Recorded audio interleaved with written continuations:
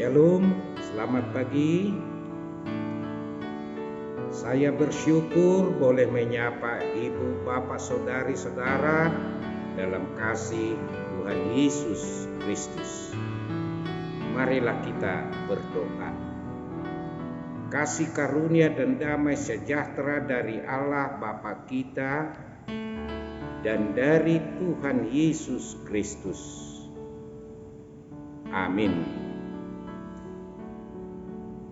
Saudara-saudaraku, marilah kita mendengar dan menerima sapaan firman Tuhan yang tertulis dalam kitab Ratapan pasal 3 ayat 26. Demikian dikatakan, adalah baik menanti dengan diam pertolongan Tuhan.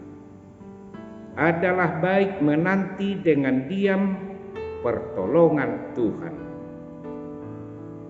Saudara-saudaraku, bila kita membaca mulai ayat 1 pasal 3 kitab Ratapan ini, perasaan kita sepertinya tersayat membacanya.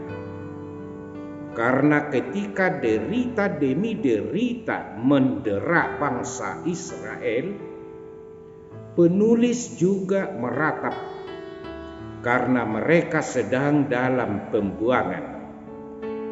Mereka terbuang di Babylon. Mereka jauh dari Yerusalem. Kota kebanggaan mereka itu telah menjadi sunyi karena tiada lagi penduduknya. Dan yang membuat perasaan mereka sangat hancur adalah karena bait suci Yerusalem sudah di bumi hanguskan. Padahal bait suci itulah sebagai simbol penyertaan Tuhan bagi mereka. Bila bait Allah sudah hancur, menurut mereka bahwa Tuhan juga sudah kalah.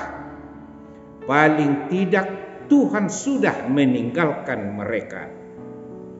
Tetapi peratap dalam hal ini tidak tenggelam hanya meratapi penderitaan mereka itu. Namun dia masih melihat dan menyaksikan dalam imannya akan pertolongan Tuhan. Peratap mengambil keputusan agar menyerahkan semua penderitaan itu ke dalam tangan Tuhan, karena dia sangat yakin akan pertolongan Tuhan. Ancaman atau gelombang hidup yang bagaimanapun datang menerpa, dia tidak takut karena pengalaman imannya kepada Tuhan.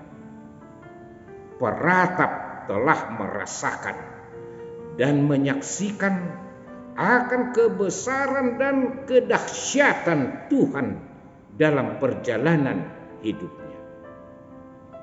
Saudaraku, melalui nats ini, peratap mengingatkan sekaligus mengajak kita agar kita menyerahkan masalah atau duka yang kita hadapi hanya kepada Tuhan.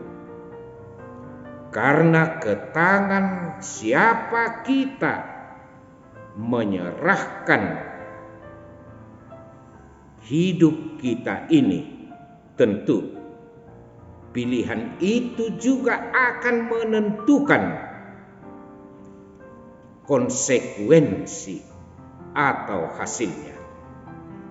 Oleh karena itu, jangan pernah mempertaruhkan hidupmu ke tangan yang salah. Akibatnya sangat fatal nantinya.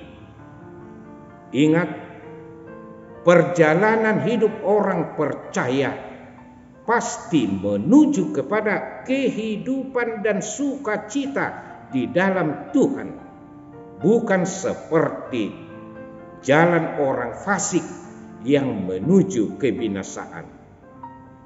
Keyakinan seperti itu pasti menumbuhkan semangat dan sukacita bagi kita di dalam perjalanan kehidupan ini.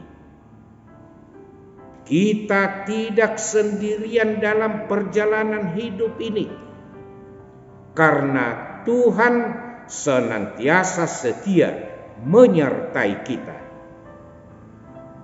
Oleh karena itu, jalanilah masa kini dan masa depanmu dengan menanti akan pertolongan Tuhan, karena Dia sendiri yang turun tangan melakukannya.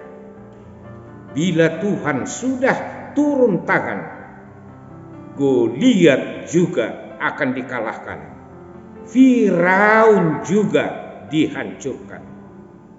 Malah kuasa iblis dan maut pun dihabisi olehnya. Kita punya Tuhan Yesus yang kuat, yang menang, yang mampu memberimu masa depan yang cerah. Masa depan kita bukan ditentukan oleh kesakitan atau penderitaan dunia, tetapi ditentukan oleh kuasa Tuhan kita, Yesus Kristus, yang menyediakan hidup yang lebih baik dan hidup yang kekal. Amin. Marilah kita sama-sama menyampaikan doa Bapa kami. Bapa kami yang di sorga, dikuduskanlah namamu, datanglah kerajaanmu, jadilah kehendakmu di bumi seperti di sorga. Berikanlah kami pada hari ini makanan kami yang secukupnya, dan ampunilah kami akan kesalahan kami, seperti kami juga telah mengampuni orang yang bersalah kepada kami. Dan janganlah membawa kami ke dalam pencobaan, tetapi lepaskanlah kami daripada yang jahat, karena Engkau yang punya kerajaan dan kuasa dan kemuliaan sampai selama-lamanya.